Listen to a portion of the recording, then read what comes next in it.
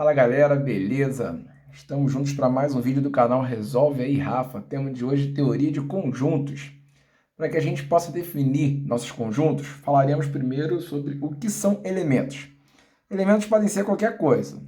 Pode ser um grão de café, pode ser um clipe de papel, pode ser uma caneta, uma letra, um número, qualquer coisa, tá? Se juntarmos alguns elementos, reunimos alguns elementos, temos um conjunto. Então, conjunto, por definição, é o quê? Uma reunião de elementos, certo? Vamos agora definir algumas pequenas coisas, tá? Para se referir a elemento, sempre que a gente estiver se referindo a elemento, usaremos letras minúsculas. Sempre que a gente for se referir a conjuntos, usaremos letras maiúsculas, tá? A gente pode escrever o nosso conjunto de algumas formas diferentes. A gente pode listar os elementos dele. Por exemplo, A é igual 2, 3 e 4. Esse é o conjunto A, formado pelos elementos 2, 3 e 4. Temos o conjunto B. O conjunto B, eu vou falar que é quem? Os pares. Então, o conjunto B é formado por todos os números pares. Aqui eu já descrevi os elementos, não listei. Podemos fazer assim ainda, ó. Desenhamos um diagrama e colocamos elementos aqui, ó. A, E, I, O, U. Esse é um conjunto que tem as vogais como seus elementos, certo? Esse jeito aqui de representar é chamado de diagrama de Venn, tá? Guarda isso aqui que isso vai ser importante lá na frente. É muito importante a gente frisar também que o nosso conjunto ele não necessariamente tem um elemento, porque existe um conjunto chamado de conjunto vazio, como se fosse uma caixa vazia, tá?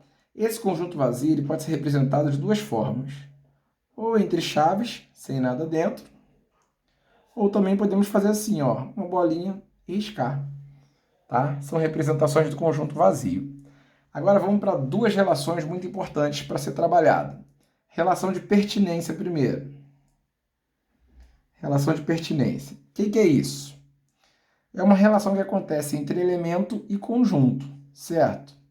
Muito simples. Um elemento ele só tem duas opções. Ou ele está dentro do conjunto, e a gente vai dizer que ele pertence ao conjunto, ou ele está fora do conjunto. A gente vai dizer que ele não pertence ao conjunto, tá? Esses são os símbolos que a gente vai usar. Um ezinho e um ezinho cortado. Nesse caso aqui, ó, de pertence, é como se eu tivesse um conjunto e o elemento está lá, ó, dentro dele.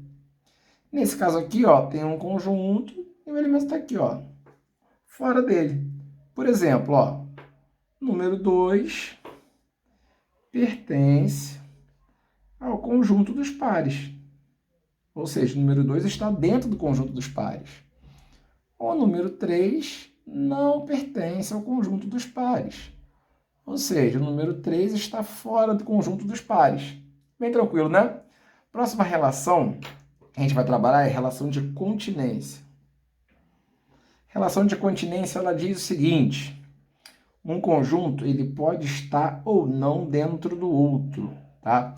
Se um conjunto estiver dentro do outro, a gente vai chamar ele de subconjunto. Mas para que isso aconteça, todos os elementos do subconjunto, todos, têm que estar dentro do conjunto. Vamos lá, vamos a algum exemplo. Ó. Eu posso dizer que o A está contido, aí esse sinalzinho aqui ó, que parece um Czinho, ó, A está contido no conjunto B, se o quê? Se todos elementos de A pertencem ao conjunto B. Se todos, tá? Não pode ficar ninguém de fora. Vou dar um exemplo aqui, ó. Vamos supor que o A fosse formado pelo conjunto dos números pares. E B fosse o conjunto de todos os números. Ou seja, existe algum número par que não é número? Não, certo? Então, todos os números pares são também números. Então, A é um conjunto menor que o conjunto B, né? E ele está dentro do conjunto B. É como se B fosse esse cara grandão, certo? E A fosse um conjunto menor aqui dentro, um subconjunto. Beleza? Agora a gente pode ter a seguinte relação também. A gente pode ter que o A não está contido no conjunto B. Nesse caso é a negação de cima, tá? Agora muito cuidado que na matemática a negação de todos não é nenhum, tá? Aqui basta o quê? Existir um elemento de A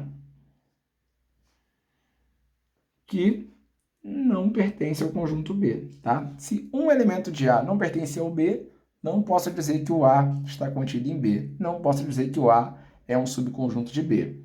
Por exemplo, imagina que o conjunto A fosse formado pelos elementos 2, 3 e 4. E o conjunto B fosse formado pelos elementos 3, 4, 5, 6 e 7.